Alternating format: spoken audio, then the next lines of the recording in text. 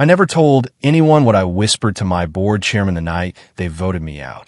Not until the acquisition announcement 3 years later, when everything I promised came true. My name is Gabriel Santos. I am 38 years old, and I built a company called NexusStream from a garage in Austin to a $14 billion valuation in 12 years. We process payments for small businesses, the ones banks ignored, the ones that needed someone to believe in them. I believed in them. I built NexusStream to serve them. My board built NexusStream to sell it. That difference destroyed me. It made me powerful. They fired me on a Tuesday. By Thursday, I was meeting with private equity. By Saturday, I had a plan. By the following year, I owned the bank that held their debt, their equity, their futures. I became their landlord, their creditor, their consequence. Before I tell you what I said to that chairman, leave a comment that says, "Build," if you believe the founder's vision matters more than the investor's exit. There is a particular kind of silence in a boardroom when 12 people decide your fate. It is not empty. It is full of calculations, of precedents, of the comfortable certainty that money makes right. I have spent 12 years learning to hear the difference between disagreement and dismissal, between debate and performance. The sound are not the same. I started NexusStream in 2014. I was 26 years old. I had $12,000 in savings and a belief that small businesses deserved the same financial tools as corporations. My mother ran a bakery in San Antonio. She paid 8% per transaction to credit card processors. She waited 5 days for deposits. She was invisible to banks, to systems, to everyone who mattered. I built NexusStream for her. For the invisible, we started in a garage. My co-founder, Adrian, wrote the code. I sold. I sold to coffee shops, to food trucks, to mechanics, to anyone who would listen. By 2018, we had 200,000 merchants. By 2020, we processed $2 billion annually. By 2022, we were the fastest growing fintech in Texas. The board came in 2019. Venture capital. Series C, $150 million at a $1 billion valuation. I thought I was accepting partners. I was accepting owners. The board had 5 seats. They were successful. They had taken companies public, sold them, merged them. They had not built them. They did not understand the merchants. They understood metrics, growth rate, churn, customer acquisition cost, lifetime value. They wanted to expand into enterprise, into corporate accounts, into the very banks that had ignored my mother. I resisted. I argued. I showed them data. Our small merchants stayed longer, paid more, referred more. Enterprise clients negotiated, demanded, left for competitors. The board listened politely. They voted enterprise anyway. We hired sales teams for Fortune 500 companies. We built features for corporations. Our small merchant support degraded. Wait times increased. Fees increased. Churn increased. But revenue grew. Top line, the number that mattered to the board. The number that made them right. By 2024, NexusStream was processing $40 billion annually. We had 2 million merchants, but only 300,000 were the small businesses I had built for. The rest were enterprise, corporate. The invisible were becoming invisible again. I fought every quarter. I presented data. I showed that small merchant profitability was higher, that retention was better, that mission and margin were compatible. The board heard me. They did not listen. They were preparing for IPO, for the exit that would make their investment return 40x. They needed a CEO who spoke their language, who understood synergy and optimization and right sizing. I spoke about dignity, about access, about my mother's bakery. They smiled. They scheduled a dinner. They told me we needed to discuss leadership transition. I thought they wanted my input. I thought they valued my voice. I was wrong. The dinner was at a steakhouse downtown. Private room. The full board. 12 people. I arrived first. I prepared notes. I prepared arguments. I prepared to fight for my company, my merchants, my mother's legacy. The chairman, Victor Hale, began. Gabriel, you've built something extraordinary. No one disputes that. But the next phase requires different skills. Public company experience, Institutional Investor Relationships. Regulatory Navigation. I understood. You're firing me? I said. We're offering you a transition, he said. Chairman Emeritus. Founder Ambassador. Equity retention, of course. But operational leadership needs to evolve. I looked at each of them. The venture capitalists who had arrived after the hard years. The independent directors who had never visited a merchant. The executives I had hired at their recommendation. Not one met my eyes. When? I asked. Effective immediately, Victor said. Adrian will serve as interim CEO. We've identified a permanent replacement. Former CFO of a major bank. Perfect for IPO. Adrian, my co-founder. My friend. He had known. He had voted with them. I did not argue. I did not plead. I sat with the silence. I let them feel their victory. Then I spoke. Victor, I said, you're making a mistake. Not because I'm irreplaceable. Because you don't understand what you own. NexusStream is not a payment processor. It's a relationship with people you ignore. When you lose them, you lose everything. You'll IPO. You'll celebrate. Then you'll watch the numbers flatten. Because enterprise doesn't love you. Enterprise negotiates. Small business loved us. You threw that away for valuation. Victor smiled. The smile of someone who has already won. Gabriel, he said, we appreciate your passion. But passion doesn't scale. Systems scale. And we have the systems now. I stood. I looked at Adrian. He looked at his plate. 12 years, I said. From garage to here. For this. I walked out. I did not slam the door. I closed it quietly. I wanted them to hear the latch. The finality. The sound of something ending that they did not understand. I had 48 hours of access. My employment contract allowed that. I used them perfectly. I downloaded everything. Not proprietary data. That would be illegal. Merchant profiles. Public information. The names, addresses, categories of every small business we had ever served. 800,000 merchants who had joined before the enterprise pivot, who had stayed despite the neglect, who were still processing payments through a system that no longer loved them. I also downloaded my personal files, my notes, my presentations, my arguments to the board, rejected, overruled, ignored. I saved these. I do not know why. I only knew that truth mattered, that documentation mattered, that someday someone would need to understand what had been lost. I also called my attorney, Patricia Webb.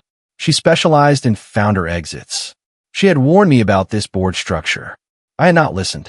They fired me, I said, effective immediately. I need to understand my equity, my restrictions, my options. Patricia was quiet. Then, Gabriel, they want you gone cleanly. That means they need your cooperation. That means you have leverage. For now, use it fast. I used the leverage. I negotiated my exit package. Not the emeritus role. Cash. Equity release. Non-compete limitations reduced from 5 years to 2. In exchange, I signed non-disclosure. I agreed not to criticize the company publicly. I agreed not to recruit employees. I agreed to disappear. I signed. I took the money. $47 million after taxes. Not enough to buy NexusStream. Enough to build something else. Enough to wait. Enough to plan. I disappeared. Not literally. I left Austin. I moved to Miami. I rented an apartment. I grew a beard. I stopped attending conferences. I stopped giving interviews. I became invisible. The board was pleased. The founder neutralized. The IPO on track. Adrian sent one email. I am sorry. It was the board or both of us. I chose to stay and protect what we built. I did not reply. There was nothing to protect. They had already destroyed it. They just didn't know yet. I spent 2024 studying. Not technology. Finance. Banking. Capital markets. The system that had removed me. I wanted to understand it. To navigate it. To eventually control it. I enrolled in executive education at Wharton. I took courses in commercial banking, in distressed debt, in acquisition finance. I hired tutors. I read annual reports. I learned the language of the people who had fired me. I discovered something. Banks were vulnerable. Regional banks, especially. They had grown fast in 2021 to 2022. They had made loans to technology companies, to commercial real estate, to ventures that were now struggling. They had deposit flight. They had regulatory pressure. They had need. I identified target. First Coastal Bancorp, a regional bank in Florida. $8 billion in assets. $400 million market cap. They held debt from 200 technology companies. They held equity stakes in 15 venture-backed firms. They held the paper that could control futures, including, I discovered, a $50 million credit facility to NexusStream, the bank that could call NexusStream's loans, the bank that could force its sale, the bank that could own my board. I approached First Coastal quietly, through intermediaries, through private equity relationships I had developed at Wharton. I expressed interest in a strategic investment. I offered $200 million for 25% of the bank. The board was interested. They needed capital. They needed confidence. They needed someone who understood technology, who could help them navigate their fintech exposure. I met with the CEO, Thomas Reed, 61 years old, career banker, nervous about the future, impressed by my NexusStream experience, unaware of my recent exit. I told him I had transitioned to focus on broader financial services. He did not ask details. He saw my track record, my capital, my apparent enthusiasm for banking. We negotiated. Due diligence. Regulatory review. The process took 8 months. In March 2025, I became the largest shareholder of First Coastal Bancorp. I took a board seat. I began to learn their portfolio, their exposures, their power. I found NexusStream's credit facility in the first week. I found their covenants, their triggers, their vulnerabilities. I smiled. I had not bought a bank. I had bought a weapon. I did not use it immediately. That would be obvious. Revenge, not strategy. I waited. I learned.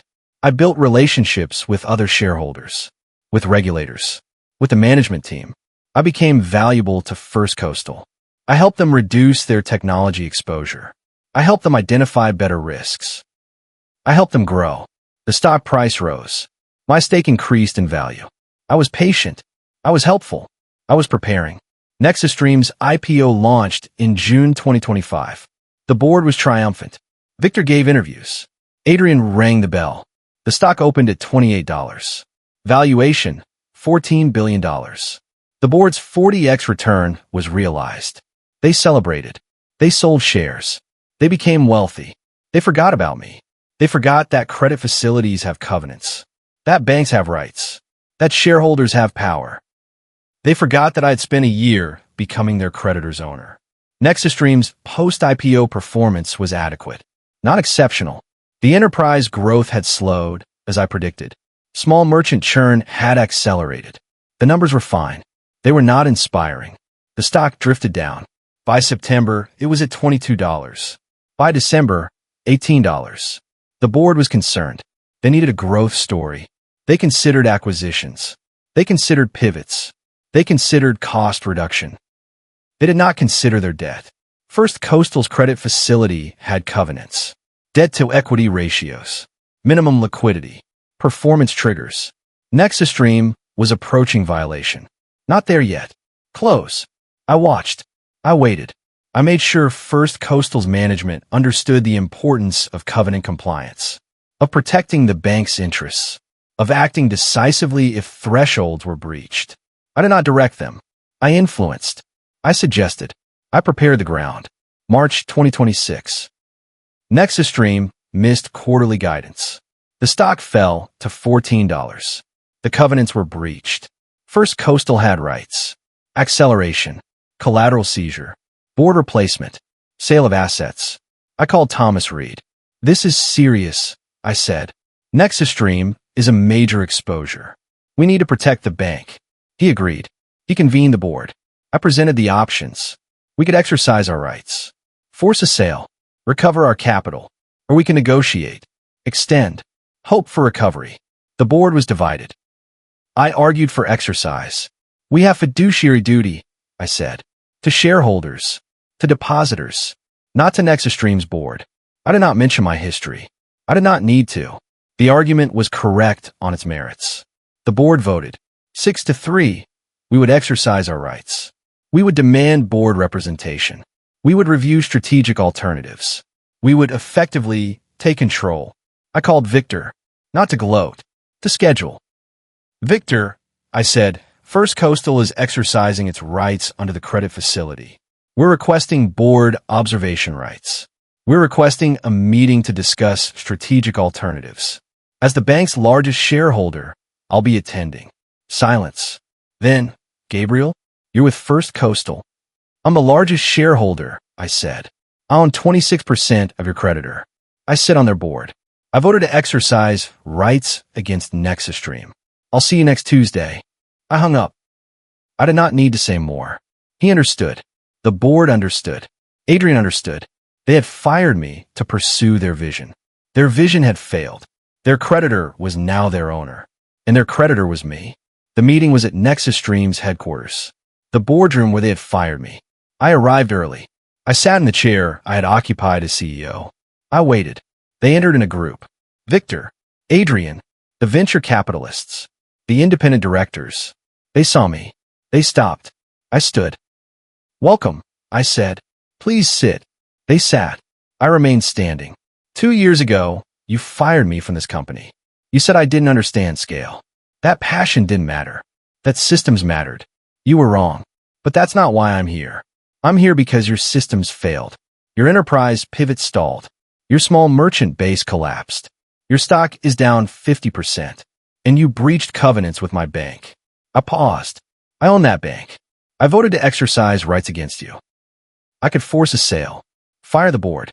Liquidate assets. I could do what you did to me. I sat down. But I'm not going to. They stared. Confused. Suspicious. Victor spoke. What do you want, Gabriel? I want the company back, I said. Not as CEO, as chairman. With board control. With the right to replace management. Including you, Victor. Including you, Adrian. Adrian flinched. You want revenge, he said. I want correction, I said. You took something that worked and broke it. I want to fix it. For the merchants. For the mission. For my mother, who still pays 8% per transaction because NexusStream abandoned her. I pulled out a document. This is my offer. First Coastal will extend the credit facility. Waive the covenant breach. In exchange, I become chairman. Board majority. 3 years to restore the company. If I succeed, everyone wins. If I fail, you can say I told you so. Victor read the document. This is extortion, he said. This is leverage, I said. You taught me that. You taught me that money makes right. I'm using your lesson. They negotiated. Of course they did. They wanted my money, my extension, my patience. They did not want my control. But they had no choice. Without First Coastal, they faced immediate crisis. Bankruptcy, fire sale, personal liability. They accepted my terms. Not happily, not graciously, but completely. I became chairman of NexusStream on April 1st, 2026. April Fool's Day. The board that fired me now reported to me. The company I built, lost, and reclaimed. The mission I had never abandoned. I did not fire Adrian immediately. I watched him. I evaluated. He was competent. He was not visionary. He had chosen safety over loyalty. I understood. I did not forgive. I reassigned him to merchant relations, to the small business division we were rebuilding, to the work he had avoided, to the customers he had ignored. He could prove himself there or leave. His choice. I spent 2026 rebuilding, not the technology, the relationships. I visited merchants. I listened. I learned what had been broken, fees that had increased, support that had degraded, features that had been removed. I fixed them. I lowered costs. I improved service. I rehired the team that had built the original small business focus. I promoted from within. People who remembered, who cared, who understood. The numbers improved. Slowly, then faster. Small merchant acquisition resumed. Churn decreased. The stock recovered. By December, it was at $26. By March 2027, $34. Above the IPO price. Above the board's exit. They had sold at $28. I had rebuilt to $34. And I was not finished. First Coastal's stake had grown in value. My original $200 million investment was now worth $600 million. The bank was stronger. The company was stronger.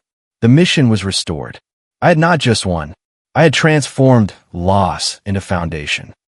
I want to tell you what this experience taught me, because I did not spend 3 years buying a bank, reclaiming my company, and rebuilding from destruction just to have a story. I did it because vision matters, because the founder's understanding of why a company exists is not replaceable by professional management, because systems without soul collapse. The people who fire founders to optimize for exit destroy what they do not understand. They see valuation. They do not see value. They see metrics. They do not see meaning. I learned that leverage is not just financial. It is narrative. It is relationship. It is the patience to rebuild credibility while waiting for opportunity. I learned that revenge is empty, but correction is necessary. That justice without transformation is just punishment. That the best response to destruction is construction. I built Nexus Stream twice. The second time, I built it with understanding, with protection, with control. I will not lose it again. Victor retired in 2027, not fired, allowed to leave with dignity. I did not need his humiliation. I needed his absence. Adrian left in 2028. He found a position at a competitor. I did not recruit against him. I did not mention his departure. He had made his choices. He lived with them. I hired a new CEO, Gabriel Santos, Norilashin, former small business owner, former Nexus Stream merchant. She understood the mission because she had lived it. She ran operations. I focused on strategy, on protection, on ensuring that no board could ever again separate me from what I had built. I restructured governance. I created dual-class shares. I controlled voting power. I became, effectively, irremovable, not because I wanted power, because I had learned that power is necessary to protect vision. First Coastal continued to grow. I eventually sold my stake at a 400% return to a larger regional bank. The proceeds funded a foundation, the Santos Foundation for Financial Access, providing zero-cost payment processing to businesses in underserved communities, replicating what Nexus Stream had originally been, extending what my mother had needed. I spoke at the launch.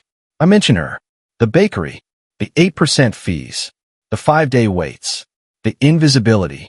I mentioned the board that fired me, the bank I bought, the reclamation. I did not mention revenge. I mentioned correction. I mentioned patience.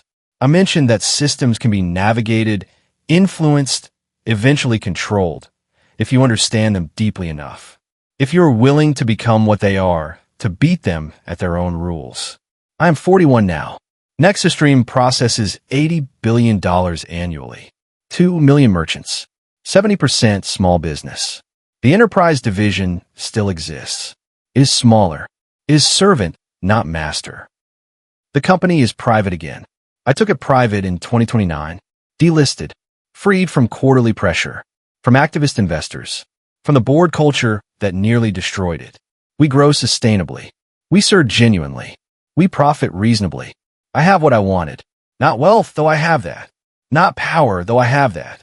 I have alignment between what I do and why I do it, between my work and my mother's legacy, between my present and my original vision. That alignment is rare. That alignment is worth any cost. My mother still runs her bakery. She is 71 now. She uses Nexus Stream. 0 fees. Same-day deposits. She pays nothing. I subsidize her personally through the foundation. She does not know this. She believes the company finally remembered small businesses. She is correct. She tells her customers. She tells her friends. She tells the story of her son who built something that helps people like her. She does not tell the story of my firing, of my disappearance, of my bank acquisition, of my return. Those are not her stories. They are mine. They are the price of alignment, the work of reclamation, the patience of vision. I visit her Sundays. I eat her bread. I remember why I started. I remember that the board was wrong. That passion does scale. That systems without soul fail. That I was right. That I proved it. That proof is my inheritance. I mentor founders now, through programs, through direct relationships. I tell them my story. The firing, the bank, the return. I warn them about board structure. about control, about the difference between capital and partnership, about the necessity of vision protection. Some listen, some do not. Those who do not sometimes call me later after their own firings. I help them. I do not buy banks for them. I teach them to build their own weapons, to understand systems, to be patient, to document, to prepare, to become irreplaceable, not through ego, but through alignment between their work and their meaning. This is my legacy now, not just NexusStream, not just First Coastal, the founders who survive, who reclaim, who prove that vision, protected and persistent, eventually prevails. My name is Gabriel Santos. I am 41 years old. I am the founder and chairman of NexusStream. I am the former largest shareholder of First Coastal Bancorp. I am the son of a bakery owner who paid 8% per transaction. I am the man who was fired by his board, who disappeared, who bought their bank, who reclaimed his company, who rebuilt his mission. I am the proof that systems can be navigated, that leverage can be learned, that patience is power, that vision, when it is true, eventually finds its way back to visibility. I built something. They tried to take it. I took it back, not through anger, through understanding, through preparation, through becoming what they were, then becoming more. If this story meant something to you, leave a 2 in the comments so I know you stayed with me through the whole thing. And if you know someone who needs to hear it, share it with them. Some messages find the people who need them.